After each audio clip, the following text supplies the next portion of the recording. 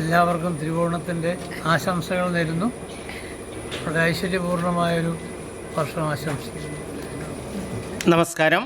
നാട്ടുരാജ്യ ന്യൂസിൻ്റെ ഓണാശംസകൾ.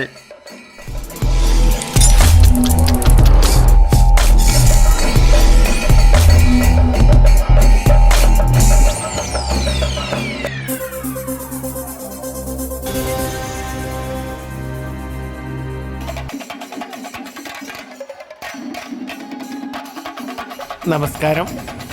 ഓണക്കാഴ്ചകൾ. തൊടുപുഴ ശ്രീകൃഷ്ണ ഭഗവാന്റെ തിരുമുന്നിൽ നിന്നും മാവേലി തമ്പുരാന്റെ രൂപത്തിൽ അത്തക്കളമാണിത്.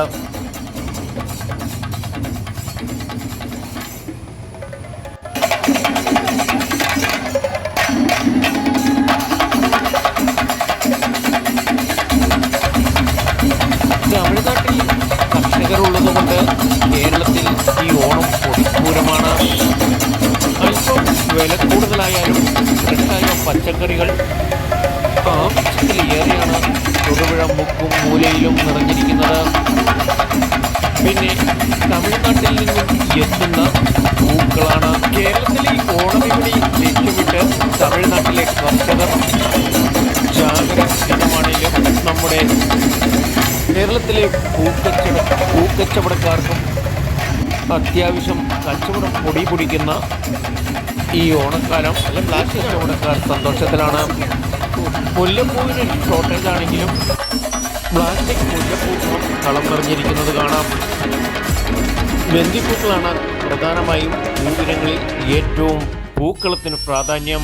ഒപ്പം മുല്ലപ്പൂ ചൂടാത്ത ഒരു ഓണം കൂടി പ്രതീക്ഷിക്കാൻ പറ്റാത്തതാണ് വനിതകൾക്ക്. കുമാരിമാർ പട്ടുപാവാടക്കിട്ട് ഓണക്കോടി ഇട്ട് ഇറങ്ങുമ്പോഴും അമ്മമാരും മറ്റു സഹോദരിമാരും ഓണപ്പുറവുകൾ സെറ്റ് സാരി കൊടുത്താലും മുല്ലപ്പൂ ചൂടിയാൽ മാത്രമേ ഈ ഓണം പൊടിപ്പൂരമാക്കാൻ സാധിക്കുകയുള്ളൂ.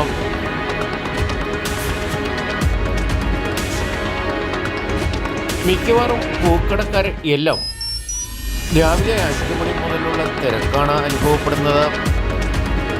ആരെയും നിരാശപ്പെടുത്താതെയുള്ള കളക്ഷൻ പൂക്കളാണ് ഇവിടെ സ്റ്റോക്ക് ചെയ്തിരിക്കുന്നത്. ബന്ദിപ്പൂവിന് 180 രൂപയും മുല്ലപ്പൂവിന് മുഴത്തിന് 45-50 രൂപ ഇങ്ങനെയാണ് ചാർജ് ഈടാക്കുന്നത്. ഉത്രാടനാൾ നാളെ ചിലപ്പോൾ കൂടി വരാനും സാധ്യതയുണ്ട്.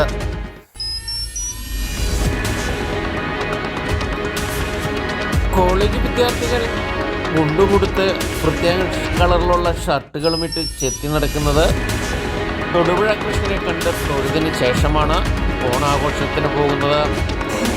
നാട്ടുരാജ്യ ന്യൂസിനു വേണ്ടി ക്യാമറ റിപ്പോർട്ടിംഗ് തൊടുപുഴയിൽ നിന്നും കെ വിജയൻ.